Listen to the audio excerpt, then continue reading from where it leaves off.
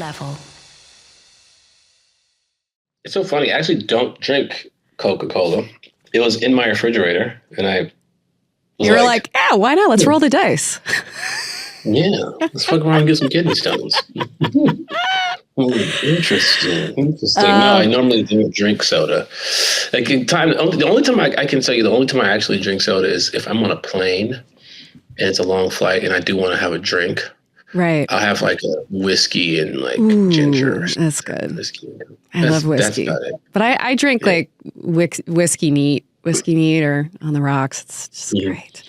I'm a 65-year-old man. Well, that's the thing. When you're on a plane, you either look like a 65-year-old man or an alcoholic. You're just throwing back shots.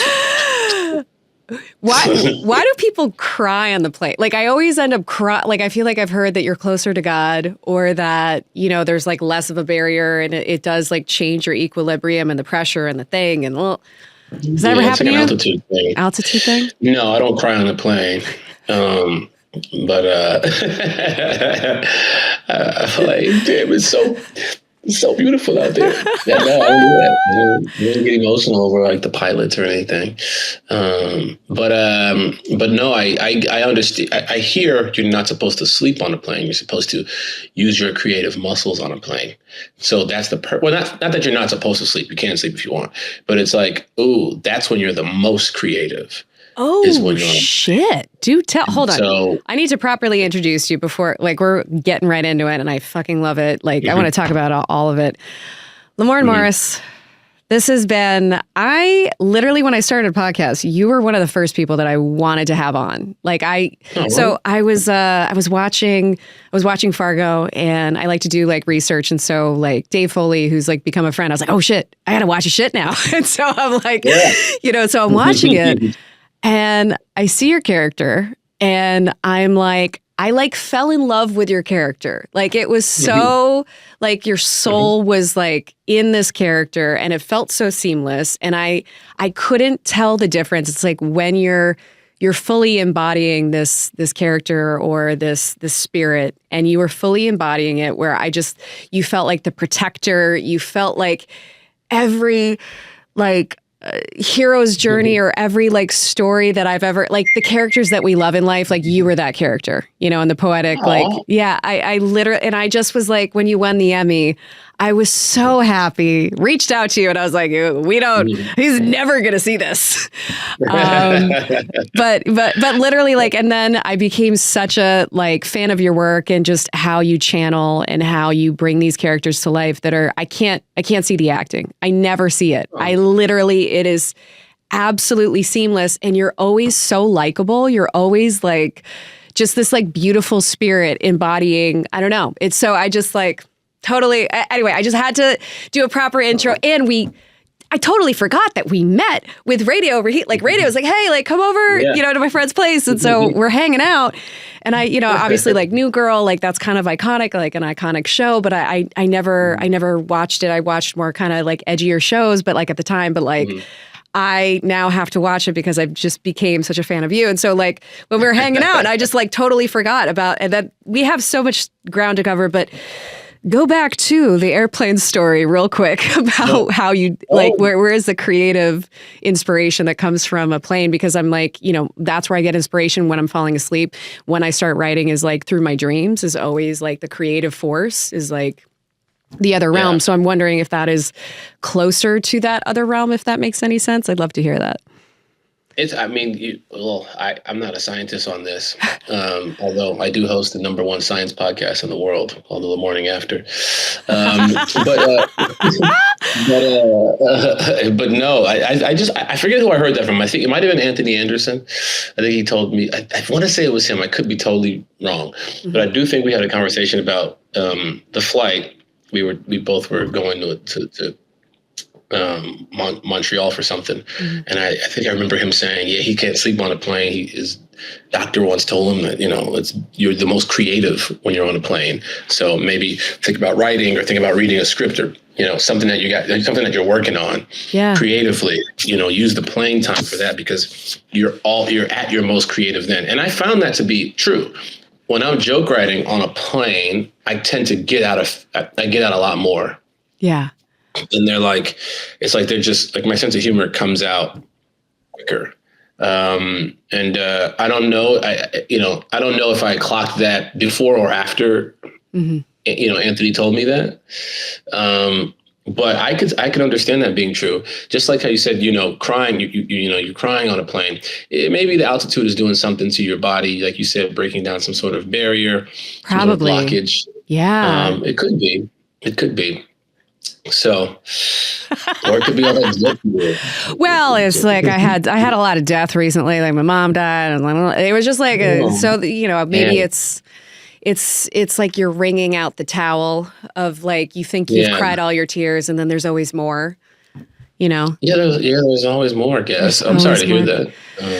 Part of life, it's like we're kind of all here, for a finite amount of time. Like it feels like we're here in an infinite amount of time. Like it feels like it never ends. And then it feels like it's also so quick. Well, I mean, if we put Elon Musk in power, I think he's going to stop death.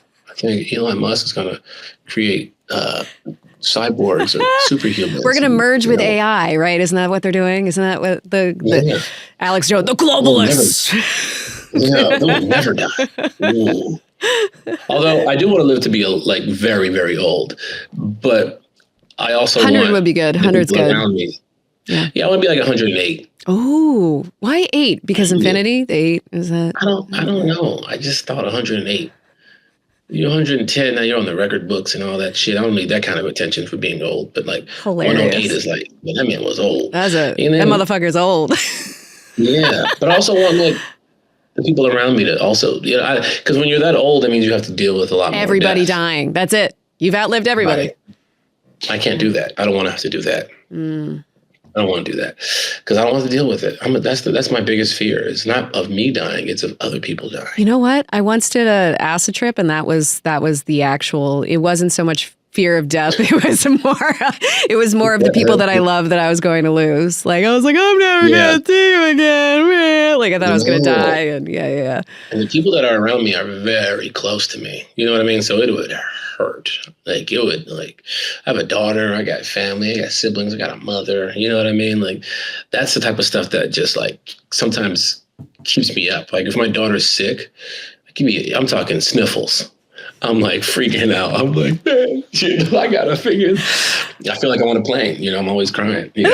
My daughter's sick. Do you want to know what's really funny? Is that like you tapped into that protect. I want to go back to Fargo just for a second, but like you tapped into that character. So like what you were just embodying was like that was like your daughter in a sense that you had a protection of like.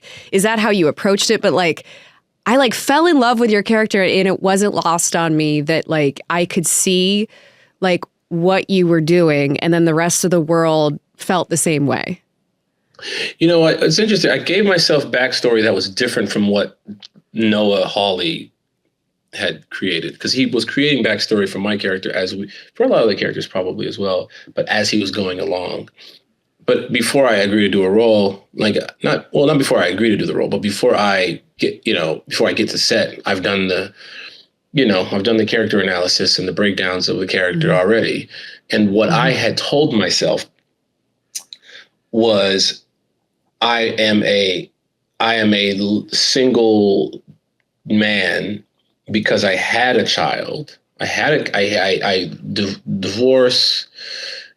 And my daughter's this is the only way I could pull it together was like my daughter passed away. And so I have no wife and no daughter and I have siblings, but and they're women. So I'm super protective of that. And so, for me, it was living in that space. It's just like you said, looking at her as a relative, as someone that I have to protect, because I've dealt with loss before, and being former military as well, having dealt with loss as well. So I did pull I did pull from not real experiences, but real fears that I have, and I tried to live in that space for as much as I could during that shoot. which is tough to do because it's not something that has actually happened. And knock on wood, I don't want it to happen, but you stay in that space as much as you can. And it seemed to work, which was, in my mind, I was like, why don't you choose somebody else? I was like,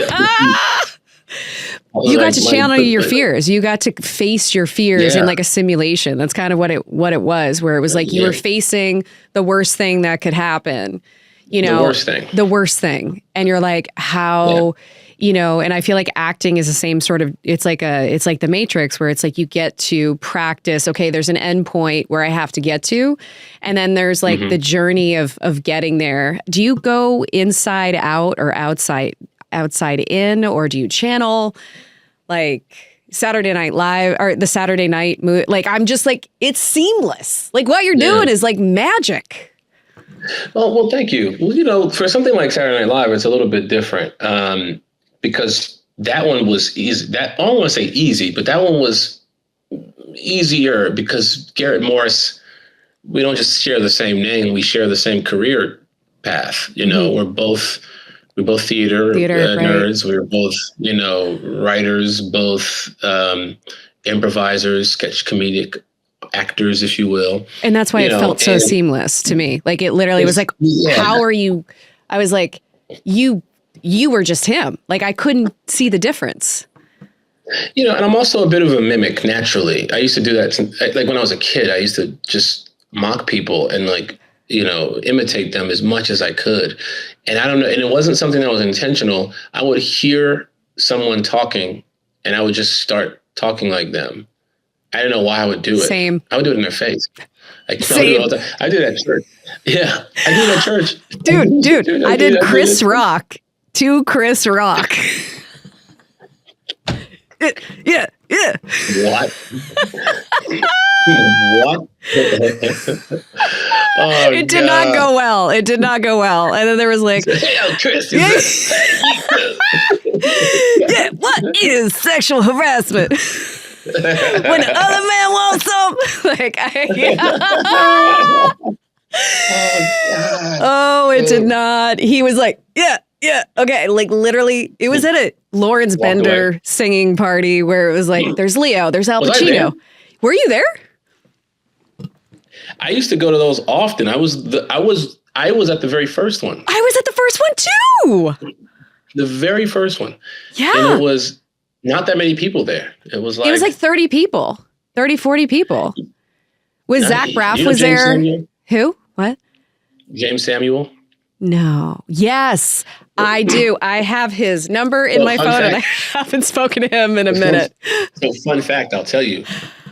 If you said that it was 30, 40 people there, maybe you were not at the first one. I was told this was the first one. Because when I went, it was, I'm friends with James, and he introduced me to Lawrence at Soho House once, and we were just sitting down talking. Soho House, yep, same. Yep, and James had a movie that he was trying to do and that I was in. And so there was constant rewrites and stuff like that, and Lawrence was going to produce it. And I just remember him going, we're going to throw a little something at the house. He's like, we're trying to figure out what it's going to be. We want to invite like a few people. And he said they had never done it before, as he called it the saloon. And so we went to his house and there were like 10 people at most. And then I wasn't at the first one. Yeah, I wasn't at the first one then. Yeah, there was only like 10 people. And then he would do it. Then he did it like the following week. And he goes, you can come by yourself. Don't bring anybody. That's what he said to me too. And I brought someone. Ooh. I didn't bring anybody. And that was one of the coolest. I've been in like 10 of them, 50, a lot of them. But it was one of the coolest things ever because it's basically just people jamming on the piano and the guitar. I was there when Lenny Kravitz was playing the guitar. Wesley Snipes was playing the bongos. And like Jay-Z and the RZA are freestyling back and forth. Out. I'm like, Quincy Jones was sitting down on the couch while you got it was nuts. And I was just sitting there like, Matt Damon's there. Like, I mean, you name it randomly. Like you said, Pacino's there. I got past the tambourine, by the way. So this was Seal and CeeLo doing a sing off of their version of Crazy. Were you there for that one? Probably. And there's Halle Berry and there's Adrian Brody. And we're both like, oh my God. We're all freaking out. And then Jonah Hill's on the tambourine. And then suddenly, like, I get past it and I'm like, motherfucker! Like, on that tambourine. And there's obviously Chris Rock, who had a whole bit later about the tambourine, Yeah, those are great. That was my favorite time. That I don't do stuff like that anymore, just because they don't really throw those parties anymore. They don't. Aaron Paul did. So I don't really like going out that much. Yeah, that's fair. Like, how do you know radio? Radio, I met through Dave Chappelle. It's actually reverse for me. I know Chappelle because of radio. Oh, yeah. Oh, yeah. I feel like I manifested Dave. Like, it was just, there was this, I learned something after every traumatic thing that happens, is that you can use all this like vast amount of energy to channel or to like manifest. And so when I lost everything in the Woolsey fires, and my best friend, she sat me down and she was like, look, you can waste this time to cry and you have every right to feel sorry for yourself and like feel sad about it. Or you can use all this energy and like use it to your advantage and use it and like try to like manifest. And that's exactly what I did. And I was like, all right, let me try this as an experiment. And next thing you know, it was like one thing after another. When something bad would happen, I would start focusing on the things that I wanted or whatever. And then suddenly it started to happen. So when my grandma died, I was like, all right, well, all these amazing things started to happen. Like when my house burned down, it's like great. Like there were so many lessons and I was like, okay, my grandma died. The lesson I got from this is that you got to create chaos. That's what he said. Maybe I should start murdering people. I should be a serial killer. And I get all the things that holy shit. Well, because you can't control, like, you can't control the chaos that will happen. The floods will happen. The fires will happen. Like, they're going to happen. And so it's like, what do you do with it? And so when my grandmother died, and I'm so obsessed with Chappelle's new special, he's back, and so I was like, man, I love this man. Like, man, it'd be really cool to like hang out with him. And so literally like a few days later, I'm like at Nobu and there he is. And I was like, so I'm sitting next to him and I'm suddenly like, oh my God, that's Dave Chappelle. And my friend who like, she doesn't care about comedians, but she was kind of like, and so we're talking to like Mo Amer. Mo. And so then me and Dave just start getting into this amazing conversation just about life and his comedy, but like also about like where the country was at and how polarized it. Like there's always these messages that he has in his comedy that's so masterful, that he's like crafting all these ideas into jokes, which is just the most brilliant form of storytelling. And so he's like, I want to go to the Peppermint. And I'm like, fuck yeah, I want to go to the Peppermint. And so it's like one of these fucking parties. There is like fucking Jay-Z and, whoever, like just hanging out with like T.I. And I'm like, Tiffany Haddish, oh my God, I love you. Like, and so then I just kind of kept rolling and getting invited to like around with his crew. I heard, and I wonder if we were at the same party, when you met John Hamm, I went to the Emmy party with like the John Hamm one. Was this the Dave Chappelle Emmy party? Is this where you did the shrooms? No, actually. We were hugging a tree. No, that was at Dave's house. Oh shit! In Ohio? Yeah, in Ohio. That was at his house in Yellow Springs. Oh. And so I altered the story. I altered the story when I told it on Kimmel, because it's, I don't want to implicate anyone. I'm just saying I was on shrooms. Look, I talk about my psychedelics. I don't give a fuck. Yeah, I'll implicate myself. Yeah. Everyone's doing psychedelics. It doesn't matter. We know what's happening. Yeah. We know what time it is in Hollywood. Come on. Yeah. But actually, what's interesting is I don't know who else had the tea. I just know there was I took some shroom tea.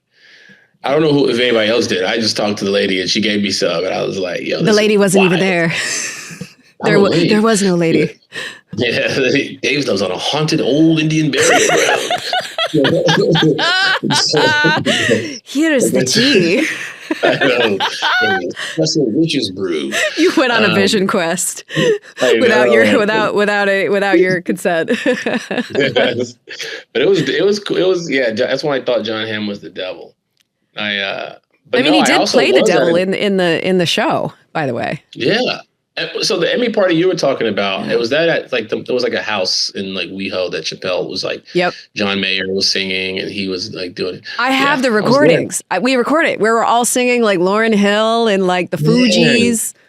That was one of the same places so many times. Fuck. I know. That's interesting. Yeah. That's interesting. Yeah, I remember that party, but this happened at Chappelle's house. And it was nuts. It was nuts. I genuinely thought John Hamm was the devil. And I wonder if you're seeing like, I don't know, past lives or the future of this like thing, this energy that he was tapping into, or because it's like on shrooms, you can see more, the veiled. And so like, it's not lost on me that, you play the characters that you're supposed to be playing. Like there's like so I wonder if like, this is the period of like his shadow of like acting out, you know what I mean? Like, and so like this character of like, I'm going to play out my shadow, Potentially, especially because, even in seeing more of John Hamm in that, like, he's the nicest guy. The nicest guy. He has a really deep voice and he's tall. Yeah. And then he, like you said, and then he ends up playing a character like that. Which was very, that was my first interaction with John Hamm. And I told him about it and he immediately remembered. He was like, dude, he goes, all I remember is you looking like you needed some water. And I was like, I was so messed up. I was like, I can't do shrooms. I can't, I don't want it. So then you went outside to ground yourself and like hug the tree. I mean, nature is the way to like, everything's okay. This tree is going to help me. I love you, tree. Well, what it was I was going to get water like he had suggested. But in my mind, I was like, fuck that. I ain't about to get no water. Why would I get water so I can drown myself? The devil using water and not fire? Ooh, what's going on? Is that a trick the devil's trying to use? I'm just going to go out into the wilderness and, and like Euro step around the devil. And I ended up sitting by a tree. Because what happened was I kept walking. And I might have ended up in his neighbor's yard or something. I don't know where I was. And then I thought, well, it's dark as hell out here. Yeah. And I was like, I can't sit where people can see me. Because you got to hide from the devil. It'd be weird. Yeah, I was like, it'd be weird. I was like, I gotta go sit where no one can see me. And I don't remember how far I walked, but I do remember falling asleep at one point or like nodding off. It's kind of in my own little zone. And I remember it was becoming daylight. And I thought, holy crap, I got to get the heck out of here. So man. I had to leave. And the crazy part, I had to walk to, I laid in my car for a little bit thinking I was going to like sober up. And I was still a little bit weird. I still felt like, okay, maybe I still got some stuff in my system. Hotel wasn't that far away. So I just walked. So you just walked. Yeah, about a mile. It was like 17 miles. It was good. It was a nice jog. I mean, have you done shrooms since? Do you find that like sometimes you can take the hero's dose. I've talked about this with Dave about taking the hero's journey, where it can be really intense and like even the bad trips can illuminate things, I don't know, in consciousness. Yeah, I tried it again, and it's not for me. Yeah, I get nauseous. I get really nauseous. Yeah. I'm like, I don't want to have to deal with that in order to get to some sort of euphoria. Yeah, I'd rather just not be nauseous. It's not even the trip itself; it's the nausea. I don't know how to stop that, so I'm just gonna not do it. Yeah.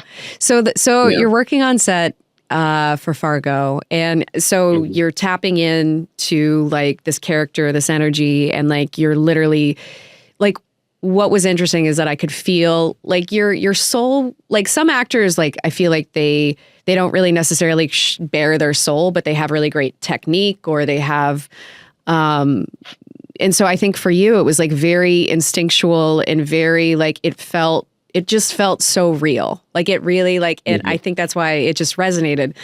And it kind of felt like you were putting your like soul on the screen for like, and burying it, like sharing the world that like part of like that fear, and I'm going to be the protector.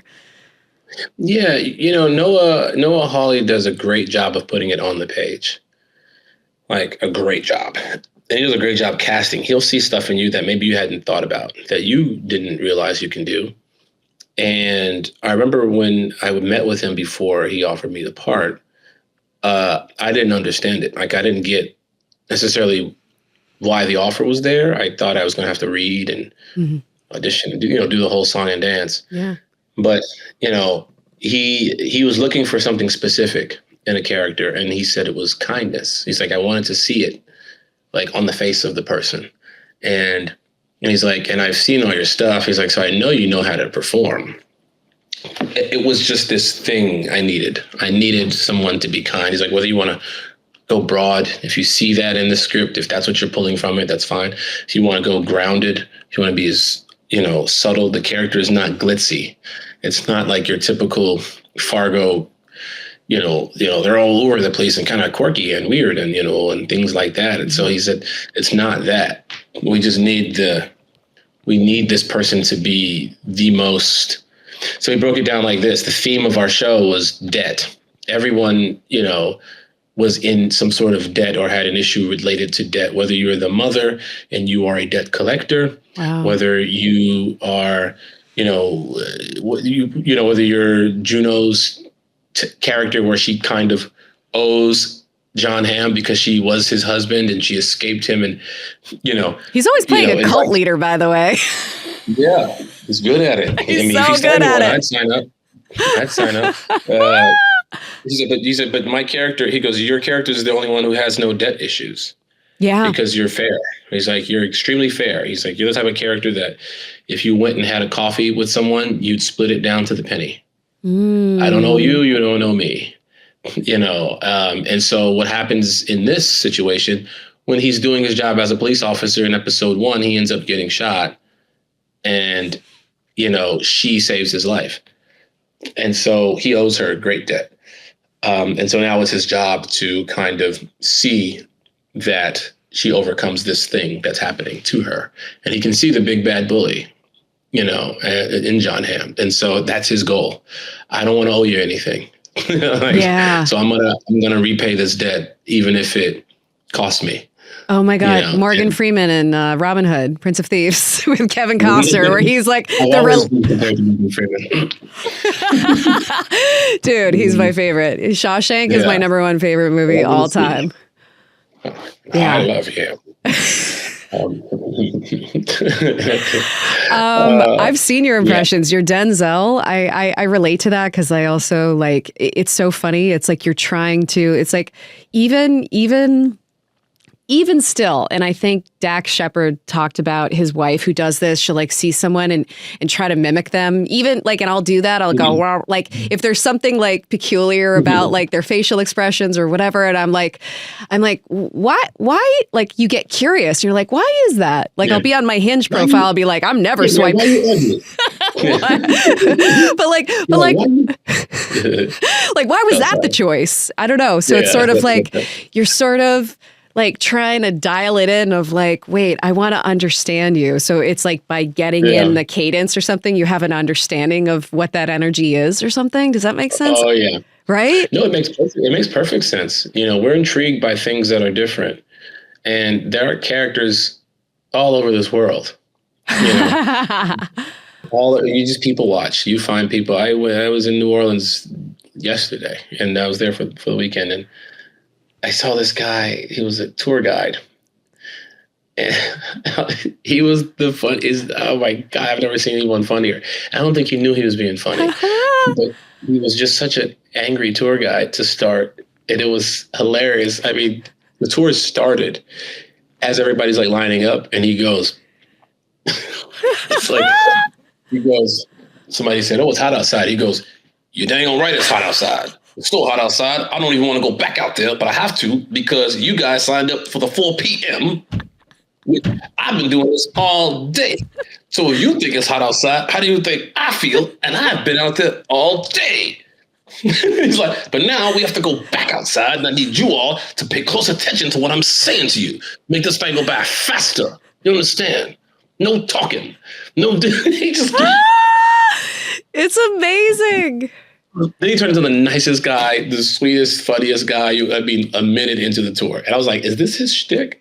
Just be mad at the beginning. And then he starts talking about all this weird stuff and the voodoo of New Orleans. And I'm like, oh my God, this guy's funny. Oh, but anyway, shit. Voodoo's real. Yeah. Voodoo is like, yeah. I feel like part of you, I don't know why I get this. Yeah. Maybe because it's the background you have and this table you're at. Well, I feel like either you're doing a seance or like you practice some sort of weird form of witchcraft. Like at that very table, like what I can't see are like 5 ghosts sitting in chairs around you. Hello, hamana.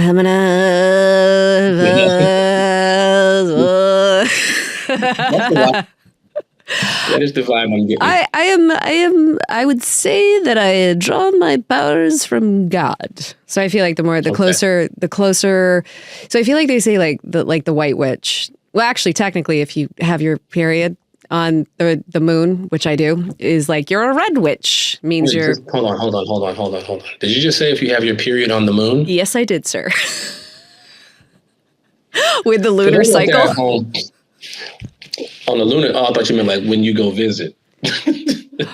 When I go to the moon, when I astral project, and I'm like, hello, moon, then I have my period and we become one. No, that's not. But no, but apparently, I guess this is like a TikTok thing, but apparently I Googled it and that's like real. But I have noticed that I can draw, like, be very prophetic. And I've, because like witchcraft is real, like manifestation and all these sort of things. But it's like you can either draw it from like voodoo, which is very like it's dark magic and it's intent to hurt. Gray magic is when it's just sort of gray and you're sort of selfish, but it's sort of in the middle. And then white is like, for the highest good. And so, yeah, it's like aligning with the highest good and not forcing the will of other people. So you're always like aligning with God. What?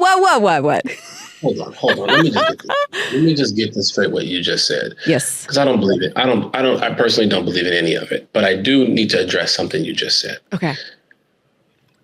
Black magic is when it's used for evil, and white magic is when it is used for good. Yeah. That's what you're telling me. And then gray magic is. This don't sound like some sort of whitewashed history to you. I mean, no, I hear what you're putting down. A black cat is always a bad sign. I hear that. Yeah, I thought about it and I was like, yeah. I don't look at voodoo as having some sort of bias. Okay. All right. Let's reframe it. Let's. I mean, this has been in the zeitgeist for forever and ever, so I feel like I'm regurgitating that. But let's just say it's with the magic intent to hurting or the magic intending to heal, and like for the highest good, so everyone benefits. Yeah. Maybe that's better. Maybe that's a better way to go about it. Like, wait, hold on. White magic is good. Black magic is bad. Oh, okay. They gotta change some words. I'm just saying it just was like it was too specific. Okay. But what I do think is like prayers, for instance, it's like when you light candles. So in like witchcraft or whatever, you light candles and you say things or a seance. Like what I don't know. I've never been to a seance where they're sacrificing things, and thank God. But like I feel like drawing like that. Like when you go to like church, it's very much the same. You light a candle, you say a prayer.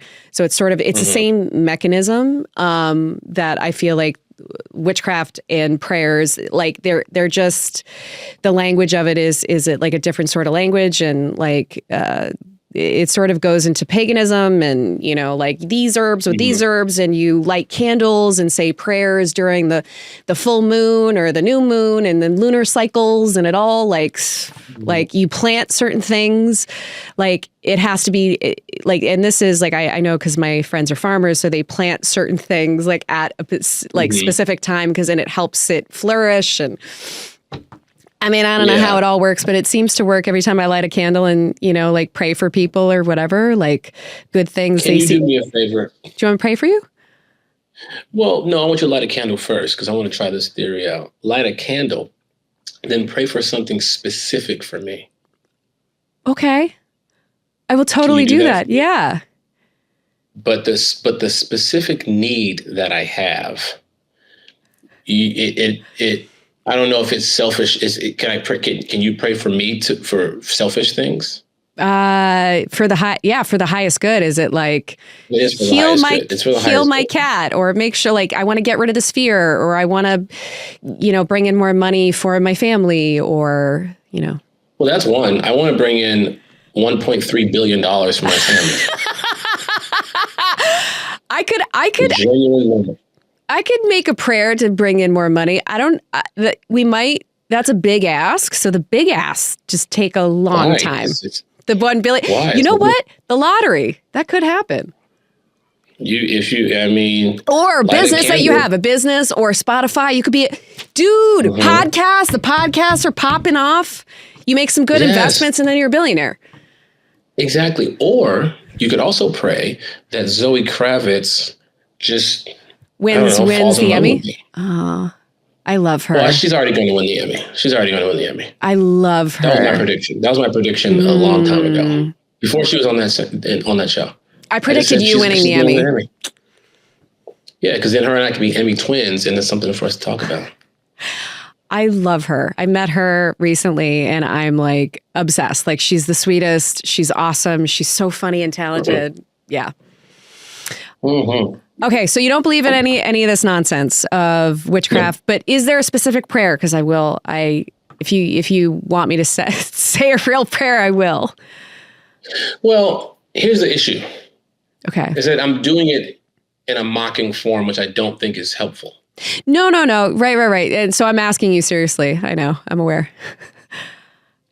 But my serious prayer would be to have $1.3 billion.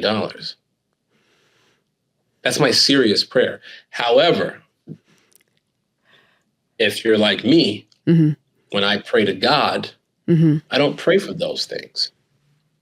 I pray for things like the health of myself and people around me, and for the ability to take care of those people who can't take care of themselves. So those are my prayers, whether it be mentorship, or it could be financial, it could be time spent, it could be anything, but if people are taken care of, then they're taken care of. I don't know how they're taken care of, but if they're receiving something that is fulfilling for them, then that's part of being taken care of. So I pray to continue to be able to do that. Yeah. Now, obviously with that, keeping food on the table, keeping the lights on, and maintaining a mental clarity, having a little bit of money does help with that. When you don't, trust me, I've been broke. I've been as broke as anybody can possibly be. And mentally, you're not fully there because you're too busy surviving, you're in grind mode, surviving, and you don't nurture relationships, and you're short with people, and you're this and you're that and you're that, and and so for me, that's what my prayer is. But $1.3 billion, you're set for life. It's not that I'm set for life. I feel like I'm set for life now with my ability. You can't ever guarantee anything in this business. Nope.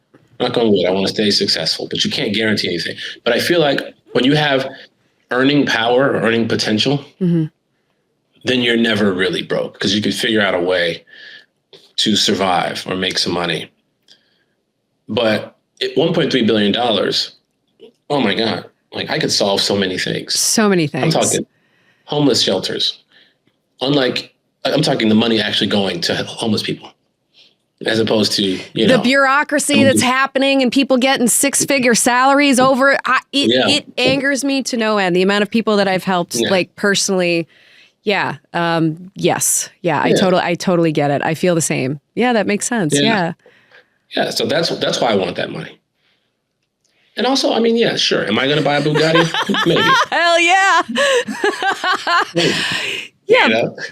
But I think we're supposed to live abundantly. I think there's this great quote that I love that a friend said is that we're all God dressed in drag. So we're all parts of God, like, having this human consciousness experience. And we're all like, I'm you, you're me. And we're just in these like meat suits, like walking around trying to understand, like recently I had a dream about, I'm playing this role of Susie. It was sort of very much like a Jim Carrey sort of like download that I got, but it was like, if you get really high, which I feel like you've got, like you've definitely had those experiences where you just kind of merge with human consciousness, where you're not like, you're like, am I a man? Am I a woman? Am I an animal? What the hell? Like, you're like, suddenly I'm nothing. Like you're just, or even meditation, the same thing sort of happens. So it's like, you have this eternal oneness and you're like, okay, well, this just happens to be that this is like the body I'm in with the parents that I had and the friendships that I have. And like, I don't know. Do you feel that? Does that? No.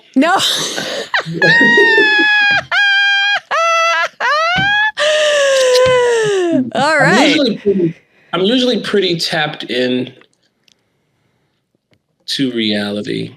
I don't meditate enough. I don't meditate at all, actually. So these feelings that you're feeling are foreign to me. I'm very basic. And I keep telling myself there are things I'm going to practice. I am going to meditate more because I have sleep issues. People tell me you should meditate. Same. And I never do. Laziness, perhaps why I don't do it, because I know it takes a long time, and it's like a practice that you really gotta really focus on. Yeah. And I go, there's so much stuff going on in my brain. Like, do I have the time? Yeah. Do I have to sit there and think about it? But maybe. But no, I never go, oh my God, am I a boy or a girl or an animal? I've never thought that. Well, that's when you like really go out there. I'm a motherfucking dog. But besides that,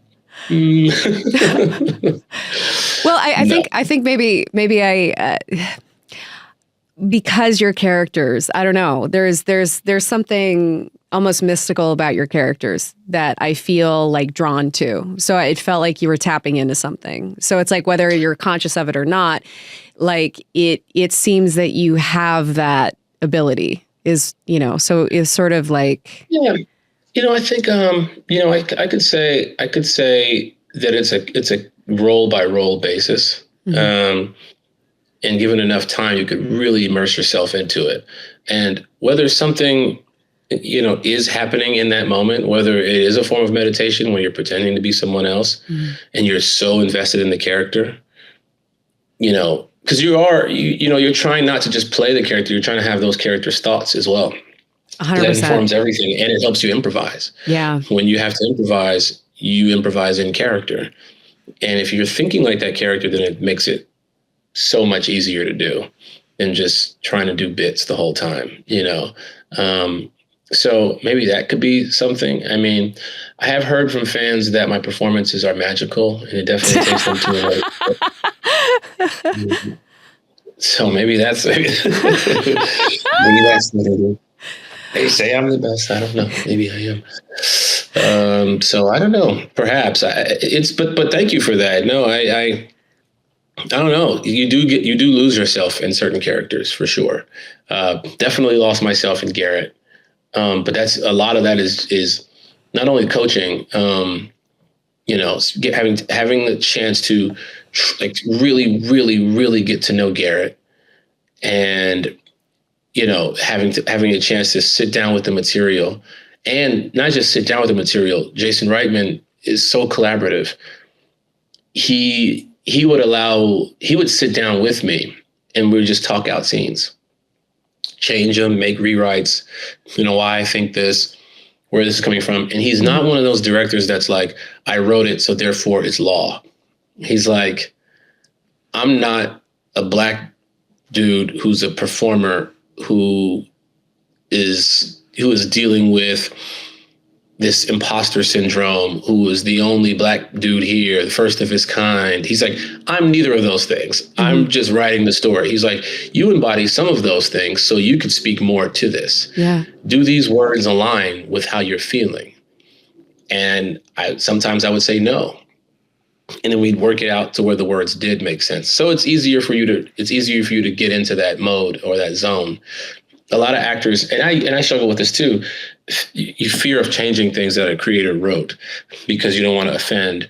So you try your best to fit within that mold, which isn't the correct way to go about it. Yeah, it's not tailored quite for you. You know what I mean? Where you're like, I don't know, the slave's gone along and yeah. Yeah. So if you have a director who's collaborative or a writer who's like, yes, I need to hear from you. I need to hear what your, he wrote it before he cast me. So now that he's cast me, he would have to tailor it a little bit towards my strengths. Yeah, that's awesome. And that's what he did. Yeah. I got robbed at the Oscars. I got robbed, I tell you. Hold on. I have so many questions because obviously, wait, do you do stand-up? Because I know you're a comedian and I know but do you do stand-up or is it more like just comedy in your writing, comedy? Like I'm definitely a comedic writer. So I relate to this where I'm like, my friends are comedians, like a lot of them. And I'm just like, I have no interest in doing what you do, which is amazing. I want to, I don't know, like you're like have it be in a story form and figure it out and write it out. But like, how does the similar like of doing voices and trying to get curious about like you're sort of channeling and you're getting in there of like who they are as people. And like, it's the same thing in the process of writing of like, okay, like this character would only say this. It's like another form of like acting. But when did you know that you were funny? And did you use that as like a tool to kind of help get by or survive or like with family and I knew. When I was a kid, I knew. I think there's two parts to this question. I forgot the first part, but second part of your question. When did I realize I was funny? Yeah. When I was a kid, one of my only memories of my father, my earliest memories of my father, when I was like maybe 5. I was harassing my brother, who's 2 years older than me. I kept like messing with his ear or something. And we were walking down the street in Chicago. And my father and my brother, he's like, Daddy, Lamorne keeps bothering me. He keeps hitting me. And he said, oh, that's okay. He's the clown in the family. And I didn't realize I was being a clown, And but it was in that moment where I kind of got a little bit of, what's the word I'm looking for? Validation. To go, oh, I should keep bothering my brother. I should keep harassing him. This is funny to me, and therefore I will keep doing it. And so when I was a kid, I used to get asked to do like church plays and things like that, where I would pretend to be the preacher, and the entire church would be just losing their mind. It's amazing. Yeah, and I never knew it would be a career path. Fast forward, the same things I was doing in church as a child is what I'm doing now. Was literally on stage doing improv last week. And so, yes, to answer your first question, do I do stand up? Sometimes. I spent a year doing it last year. It was fun. It was going great. Never got booed. Never had a bad set. But I know, knock on wood. I feel natural on stage. I feel really good on stage, improvising, telling stories, things that, having no set prepared and just talking, kind of what Dave does. That's what Dave, he just does long form. All right, I'm going to get drunk and I'm going to smoke some weed and we're all going to shut our phones and I'm going to work a thing out for like 2 hours, like see where it goes. Yeah. That's kind of what I like to do. And I love talking to the crowd and, getting suggestions and just kind of making up stories. And so when I do get asked to go and do an improv show, it's usually to be like the guest monologist. So I'll go and I'll do like a UCB or a Groundling show where I stand on stage in front of the crowd and they'll talk, and they'll yell out suggestions, and something might spark a story, or I might just lie and make stuff up. I could just tell a whole tale, and then the improvisers come on behind me, and then they do the scenes. And sometimes I'll jump in and play with them, and we'll be doing, and then I'll come back and do the same thing again, 4 times throughout the show. Just keep asking for stories, keep telling stories. That's, that works. That shows you who's truly like quick funny. Yeah. Because these folks who can do that, like the people who do crowd work and things like that, are just magicians, And I'm blown away by crowd work. Like, you have to be so quick on your feet. Like Matt Rife is Andrew Schultz, my friend Leah Lamar, like they crush it in the crowd. Like, I'm just like, where did you pull that out of your ass? Like the craziest shit. And I'm just like, oh my God. It's just. You just met Leah Lamar the other day. And I couldn't figure out how I knew her. And I realized that I was probably just from Instagram or something. Yeah, probably. We were like trying to piece it together. I was like, no, we met. I was like, I know we've met. She was on my podcast. I don't know if maybe, maybe you saw some clips. I don't know. Or maybe you met her. But we follow each other, but I couldn't figure out where I knew her. But anyway, so I did, I was doing a lot of stand-up. I would put together some pretty cool shows. I would host them. So I would host these shows. I would have like, you name it. I had Arsenio Hall on the shows, Cameronzio Vance, like Joe Vesey. I had a lot of cool people that come and did our show. Rick Glassman, Damon Wayans Jr. Rick is hilarious. He's Andy Kaufman. Like, he's the new Andy Kaufman. He just commits to the bit. Rick is one of my favorite people walking this earth. I've been friends with him for a long time. He's a true genius. He totally actual is. Genius. Yeah. He's brilliant. Yeah. So, and so, so I dive into it a little bit, but I started the reason why I stopped is because I had to go away to film SNL movie. Then afterwards I was doing press for another project. And then after that I started Spider-Man. And so I just got out of the rhythm of doing it. And so for me, it's a momentum thing. Like if I start, I can't stop because I'm going to get in my head. I'm going to get nerves again. I hate the nerves. The nerves are tough. Yeah. The nerves are tough. When we were doing shows, quite often. And so it would help me to just do it, It's like, I can't really stress about this show. I got another one next week. We're doing Largo. We're doing this story. We're doing the improv. So I'm like, and hosting the shows are a little different, because you got to improvise and you got to have a little bit of written material. Yeah. So I would play and figure it out, Yeah. Okay. So when backtracking to the moment that you win this Emmy, like, was it everything that you expected it to be? Were there a lot of things like, it's like sort of like as an actor, it's like once you achieve those levels, like it's like the Oscar, like sometimes it's like when people achieve the Oscar, they're like, finally, I did it. And then suddenly it's like, they're like, where's the work and what happened? Or it's like, the Anne Hathaway, like had a backlash, but then like, Jennifer Lawrence at the time, like, is killing life and projects. So it's like, I guess everyone's journey is their own, but it's just, was there a moment where like all the calls came in and then there was a new expectation and there was a new mountain to climb? Or were you sort of surprised? Like, I guess, how was your experience with having like a super big achievement, and what was like the experience of that going on that ride?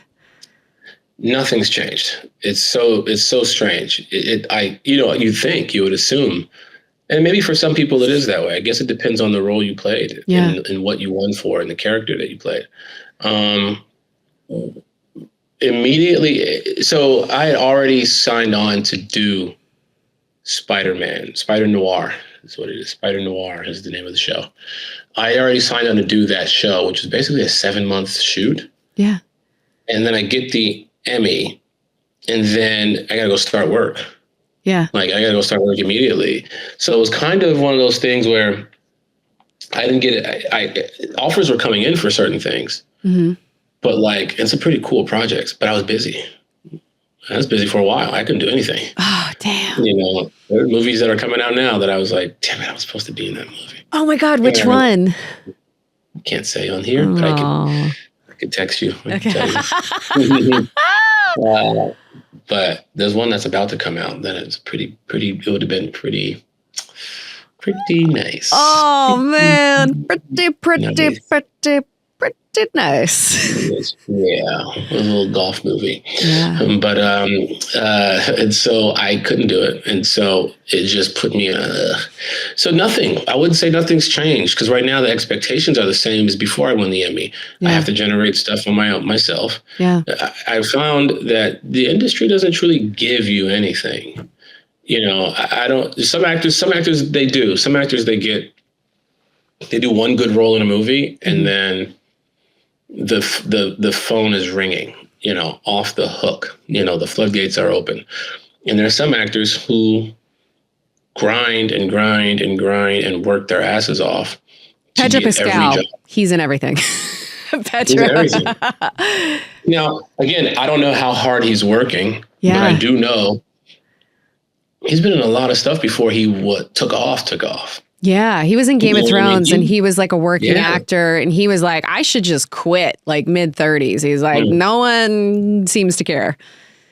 Yeah, so it's cats like him who I'm assuming worked his ass off because he was in stuff before, like, but wasn't a household name. But now, like Coleman Domingo. Oh. He was in a lot of stuff. I mean, he was in a lot of stuff. He's always been that good. Yeah. But it's so good. You know, now in his life, you know, it's like, oh, that one role. And then now, I think it's a mixture of things too, to be honest with you. I think with someone like Coleman, you see his personality more, which people gravitate towards. Yeah. So if you're a brand, you want to be in business with him. 100%. Like, you know, he's stylish. He's the nicest guy. He's super kind. Yeah. You know, charming, and he's a great actor.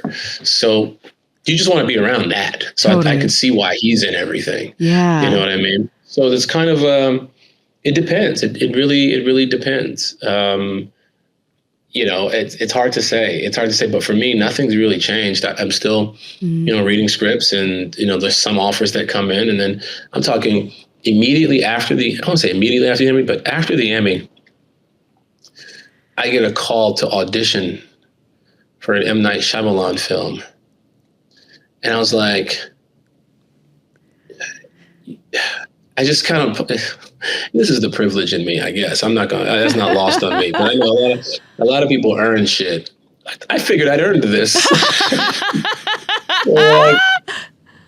It's like, no, M. Night wants everybody to read. And I went, okay. I got to audition.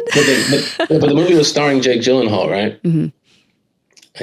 So I don't know when that's coming out, but I said to myself, well, that's interesting. I'm pretty sure Jake Gyllenhaal didn't read for this part.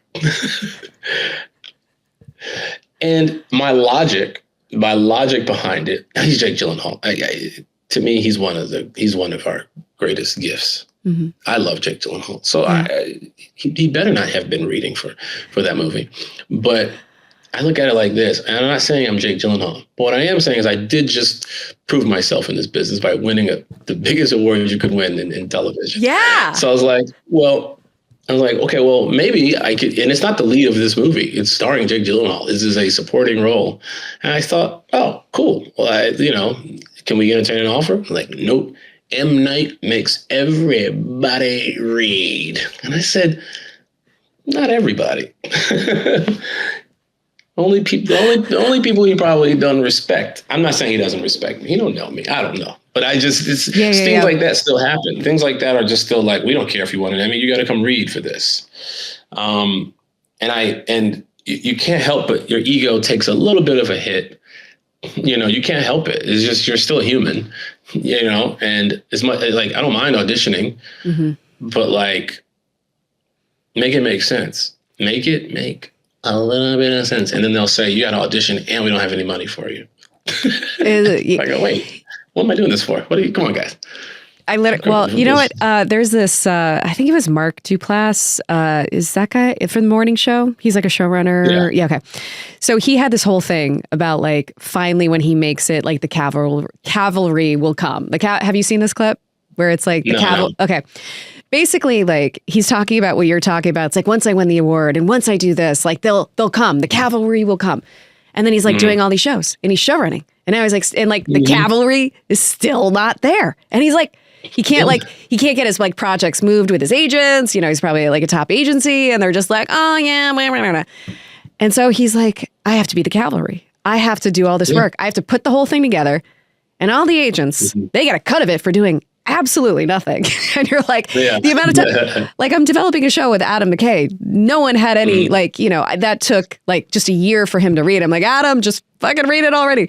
But like it took like a whole year, and then it's like still 5 years in development, and no one else, like I had to, when I was like hip pocketed at like WME, I'd be like, he is never going to make those calls for me. So I would just be like, hey, this is Susie Abromeit, you know, call it like, you know, whatever, like, hey, it's the producer of blah, blah, blah. And I like suddenly I'm an old timey, like from the 30s. Look, I'm telling you, this is going to be an amazing movie. It's going to be great. See, the pictures. It's a big picture show.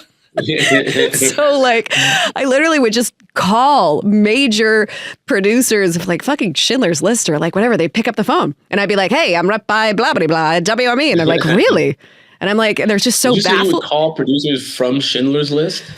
Or like you had Schindler's actual list and then you started calling. So I called, I went down the list. I'm like, look, I know you're 100 years old, but you want to invest in a movie. You've been through a lot. You've been through a lot. But the movie business. Oh, no, but you're right. You're right. You are your own cavalry. Yeah. And sometimes people will give you some reprieve from that, but not all the time. Not for most people. Not for most people. Yeah. Buddy of mine, Glenn Powell, who is, you know, I think he's the biggest star on the planet.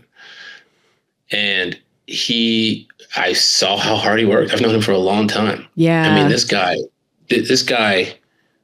I don't know a more disciplined actor. Sacrifices a lot of time and free time and, you know, all the other pleasures that we like to get involved with. He kind of stays focused and disciplined, and because that's what he loves to do. Yeah. And it's like, you got to tell a person, if you really want to do it, how much dedication are you going to put into it? And when you do get those awards, just know that it might mean you just have to work even harder now. And just like Mark Duplass said, you know, hey, you can do all those things. Ain't nobody coming to save you. You know, with Glenn,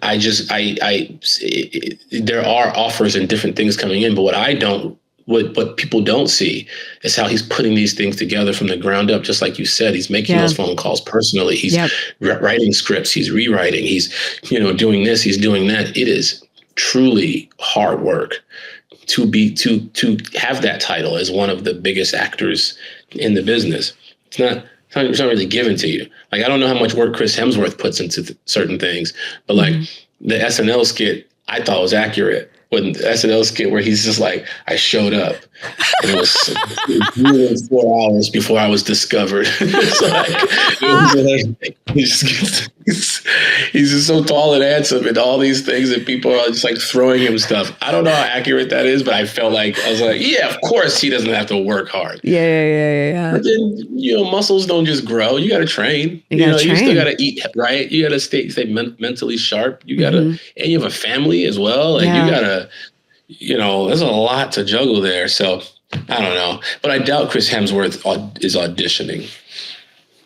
No, but also to your point, like Glenn Powell, like when he was cast for Tom Cruise, like I saw an interview, basically he's like, how do I become you? He's like, Tom Cruise has sacrificed everything. Like his whole thing is movies, and he has brought like movies back into the theater, and he knows the responsibility that's probably on his shoulders, which is like why he feels like, I feel like, you know, I think he like showed up at like Brad Pitt's premiere because I think he's trying to get like the world back into movie, like going to theaters and watching movies. And I think, you know, part of the reason why he wants to push himself, I think he's just always that person who just wants to, he would always be like being these scenes in the, you know, the fighter jet and jumping off, you know, hanging on the side of a plane, or, you know, several times. You're like, what? Yeah. But I also think that he feels probably an immense responsibility, like when he, you know, had that, when he was, you know, yelling at crew or whatever, he's like, these are people's lives. I think he felt this huge responsibility.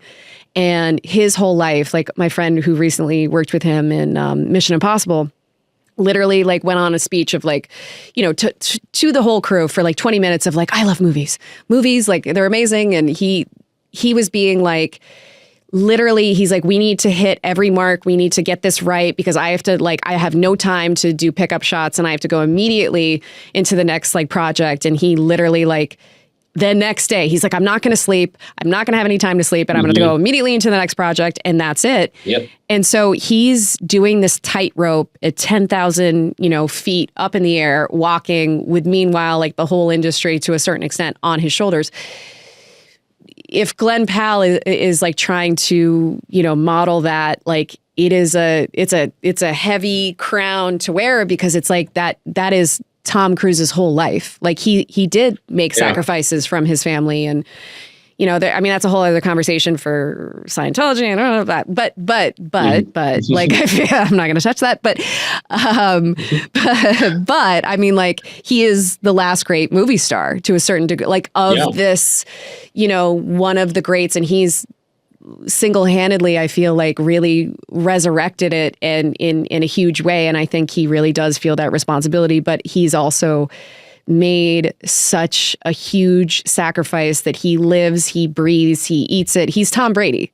Like he's Tom Brady of like, I got to get one more title. Sorry, Giselle. Like, I love you. Yeah. I gotta, this is my calling. This is like, I gotta be true to myself and like, it's going to come at all costs, Right. You're 100% correct. It takes a lot. It definitely takes a lot. And, we got a lot of dope actors out there that are, hopefully in the entertainment business, we do see a reemergence of people going to the films, to the movies, and just enjoying entertainment the way we used to. Yeah. It used to be a spectacle when a movie came out. Yeah. It was a whole thing. It was my favorite thing to do. Used to be going to the theater, going to go see a movie. That was my favorite thing to do.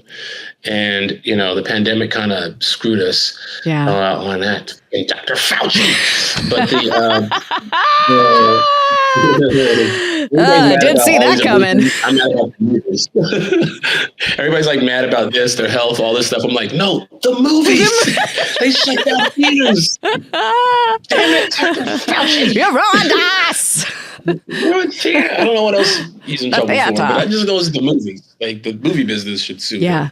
Because like, man, I still think about that. I had a movie coming out with Vin Diesel, Guy Pearce, Asa Gonzalez. Oh yeah, Sam Heughan. It was a cool film called Bloodshot, and I just remember it's this like superhero thing. It wasn't Marvel. It wasn't DC. A new universe that it already existed called Valiant Comics, and their like flagship character was Bloodshot, and it was going to be a big deal. I thought it was a really cool movie, and it was supposed to be like my way into the superhero genre,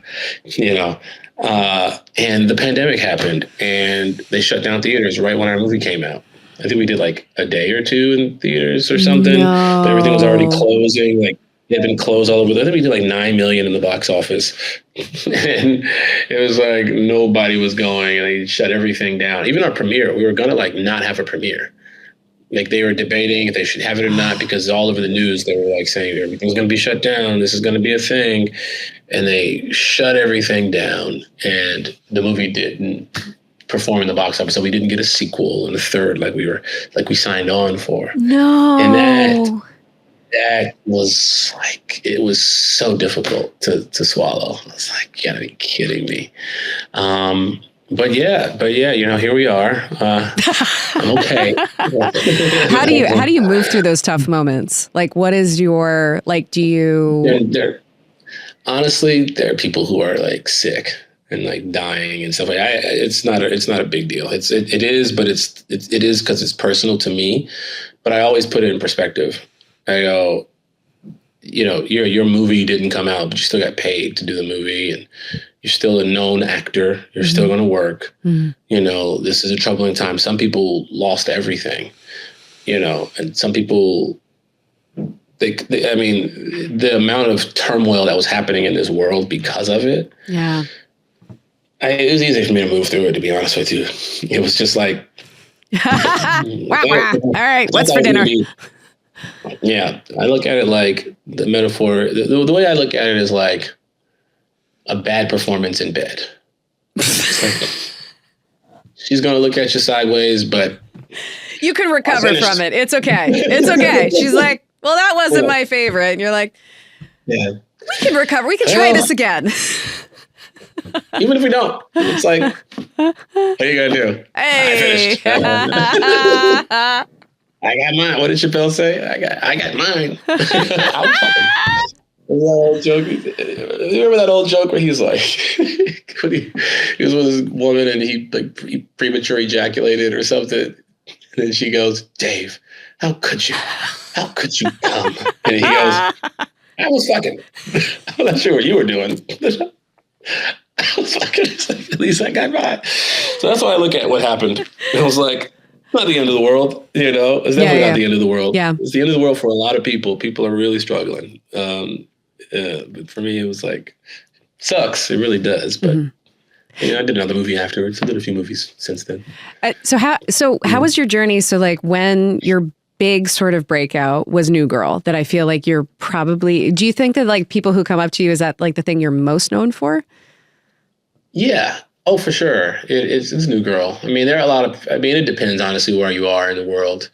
You know, a lot of cats know me from BET days or from like Barbershop or certain different movies. And then a lot of people know me from like a lot of commercial work that I do. You know, Demo being the biggest one. You know, people know me from that. If I'm in Canada, people call me like, "Oh, it's the BMO guy." You know, it's interesting. It just depends on where you are. Right? I remember when I was in South Africa, and I got mobbed by a group of people, like mobbed, and a good 50% of them were New Girl fans, but the other 50 were naming like obscure films that I had been in. Oh shit! You know, just like, you know, Christmas Chronicles, bro. I like you from Christmas Chronicles. What? I'm like, all right, cool. You know, little small parts that I may have played in different projects. People will just like, they like gravitate towards. You never know what's going to stick with someone. But for the most part, I would say New Girl, because New Girl is still a popular show. Yeah. And some people have ingested it post our exit from TV. Yeah. People, once it hit Netflix and streaming, and I think it's on Hulu now, you know, it was on Peacock. It's everywhere. People were just like, "Oh, when's the new season coming out?" Man, I've been on show in 8 years. A long time since we recorded that show. Yeah. Do you consider them like, are those like, did you guys create a bond where you guys are like family? Was that the kind of set, like when you, like that was like that was like a huge breakout that I feel like that was in the zeitgeist. Like that became like a zeitgeist show that everyone knew, like, you know, it was on like primetime television when like, I mean, that was like the mecca. I mean, that was like the golden years of, I guess, like network or sitcoms. And did you like, how was your experience? Like, you know, from where you are now, like what have been the lessons of like where you were then to where you are now? Well, one, we're like family. We're basically, we talk all the time. We try to put together projects together. That's awesome. Zoe, Hannah Simone, and myself, we had a podcast, a New Girl Rewatch podcast. You know, Hannah Simone and myself, we do it. We do it now. Not to each other, but the podcast.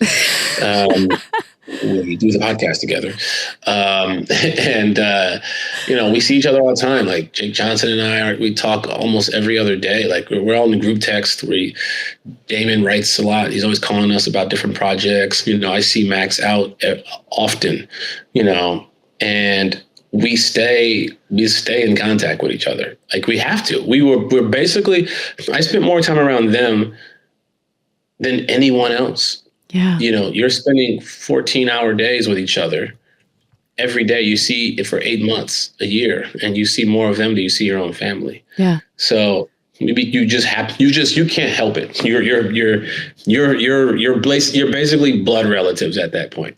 And so, yeah, and just the growth of looking at where I am. I want to make sure I answer your second part correctly. What was you said? So sort of like your introduction to, I think like you had like a huge moment with New Girl, but then, you've done all these like other projects like since then that are incredible. And so I feel like you've grown as an artist. Like what were these, like from where you are then to where you are now, like what has been that lesson, and what was the experience going through New Girl and having, like, I guess moving through that as like a working actor, but being really, really successful and being like probably like in the zeitgeist, really well known. And then as your evolution through being an artist, like how has it changed? How has your perception and perspective changed, like on, I guess, the growth of being an artist? Yeah, it's for me, I look at it, it's kind of what I said earlier, nothing is given. It's always going to be, you're always going to have to work really hard for what you want and for what you want to achieve. Back then, it's very similar to the Emmys. Once I got on the show, I thought things would change. And they did optically, I think, from the outside looking in, where people fans walk up to you on the street. That's pretty cool. Yeah. You're out and about meeting this person or that person, and you're now friends with this celebrity or that person, which is all great. But you still audition for certain things. Like I was getting no offers when I was on New Girl. Like everything was an audition. Everything was a read. Prove yourself. And I'm like, man, us being the number one show, I think I proved myself. Yes. No, you still got to go and read. You still got to go and prove yourself. It's like, are you sure? And then I was working. Did a bunch of movies while I was on New Girl, and which is great. But the lesson stays the same. Is that it's when someone offers you something, if something is developed for you, that's a gift. But you really only get gifts on birthdays and holidays. You can't survive off gifts. No. You can't survive off gifts. You got to work. You got to work. Better work, bitch. In between those offers, Christopher Nolan, if you're listening, honestly, I'll read for you. I think everyone will read for. Yeah. I'll read for you. I'll read the Bible front page. I'll read the Odyssey and the Bible. Damn it. Yeah, I'll read it in one sitting. So yeah, that's the lesson that I've learned, is that it's nice, those liberties, and money is nice because there's sometimes the jobs pay you well. Not all the time, but that's nice. It is really nice. It is. Great. But you got to work. You got to really, if your goal is to be on that level of a Tom Cruise, of a, Michael B. Jordan, if that's what you want out of life, you got to work as hard as they do. And they work hard. They work very, very hard. And it's not for everybody. I can tell you there are times where I'm just like, I have a daughter. I'm like, I don't need to work right now. I need to make sure I'm around this little girl and spend more time with her than on set, And so I took a lot of time off this year just to kind of be a, stay-at-home dad, basically. The single dad life is real. And it hits you like a ton of bricks when you choose not to go to work. You're like, oh damn, this is crazy. I'm like packing bags and lunches and doing events, doing this and doing that. You're like, this is not where I expected my life to be, but it's a different type of fulfillment. Totally. Well, because like you have the single mind of like, Tom Cruise, where like that's just it. That's his whole life is movies, jumping out of planes, doing all these crazy stunts. And that is his life is completely devoted to. And like, and so I think it is really hard, to like, cause it's like, Yeah, for me, it's like I want to have a quality of life in every area of my life. And it's like, how do you know, trying to maintain that. I mean, there's certain like benchmarks that like things that I want to do, but like it is a struggle of like having a quality of life. Like I feel like I just want to go to Italy. Like everyone's in Italy right now, you know, and then you're just like, I mean, if you want to talk like that in that tone and that voice, then that's up to you. That's more of my like flippant, lazy inner lazy person who's just like, oh my God, I just want a vacation. I mean, look, here's the thing. Those are nice. It's very nice to have, and it's very, very important that we all do it. You know, to decompress and go and do all those things. Yeah. But some of those things come at a price. That if for me, I look at it like this: unless you burn a white candle and pray that I give $1.3 billion, then I'm, you know. Like, I don't know where your candles are, but got 'em. Light that shit. Light that shit. You'll be tonight. I'm going to send you a photo of it. I will be lighting that candle. I'm going to be right here. Okay. I'm not getting up from this chair until I get that. My ass gonna be sore as shit. Like, I ain't getting up. I can't get up. I'm checking my account, refreshing my bank account. What now? Did it?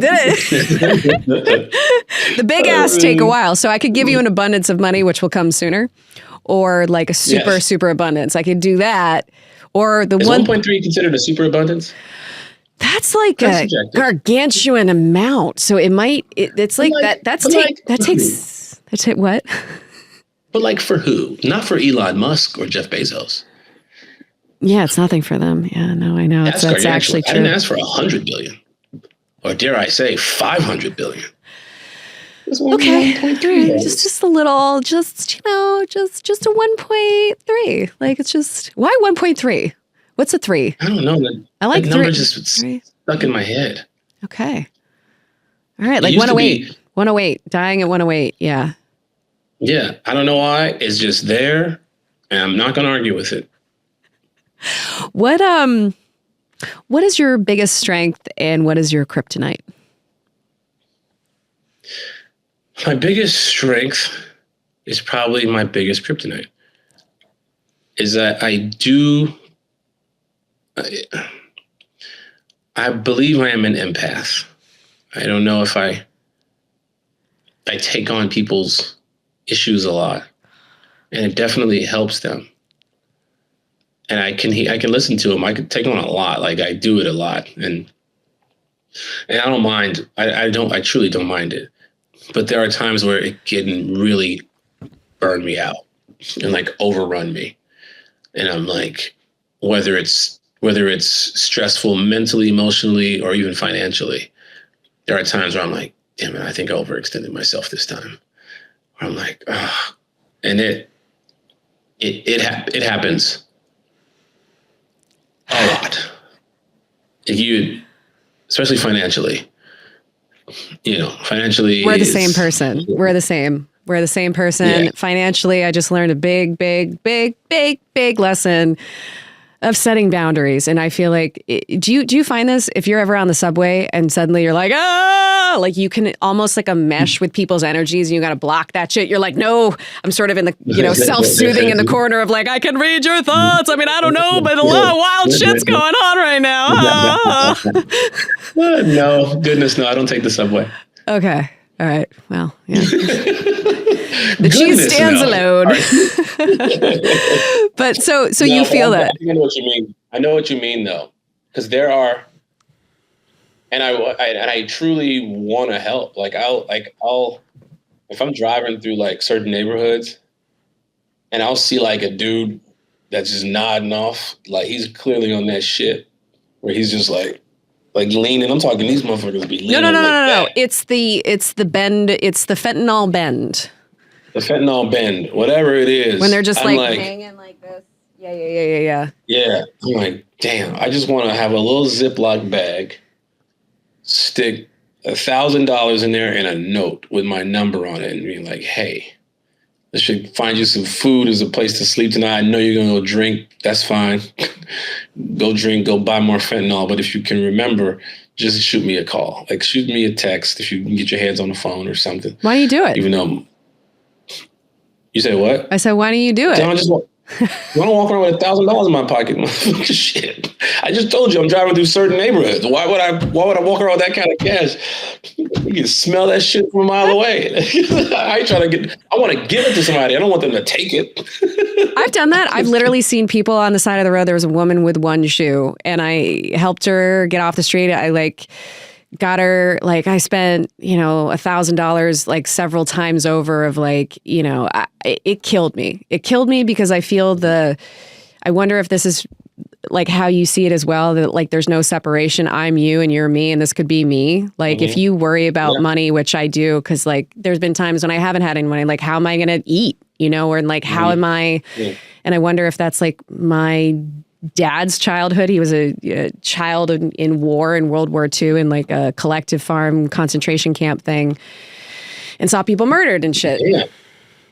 He was born in 37. How old is your daddy? I'm 120 years old. That's why I love the old timey. He was born in 37. So,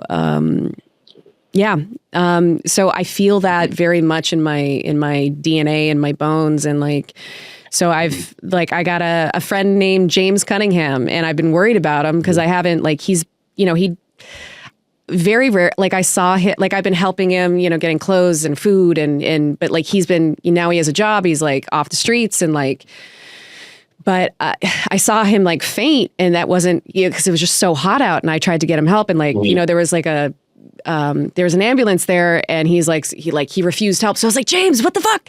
And he's like, no, I'm fine. And I'm getting him water. James. He's like, no. And we're arguing. And I'm I have to be somewhere. My friend's yelling at me because I'm late. And I'm like, are you going to be? I was like, yeah, I'm fine. And I haven't seen him since. And I've been asking his, the people, I'm have you seen this man? Wondering, is he okay? And they're like, oh, country? Yeah, country's he's okay. Country got OnlyFans. Go ahead. Take it out.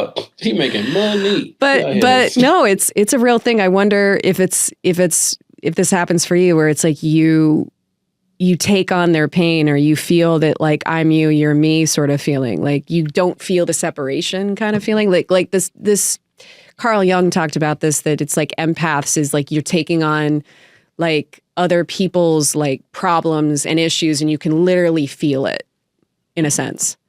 No, that's what it is. That's exactly what it is. I see myself in them.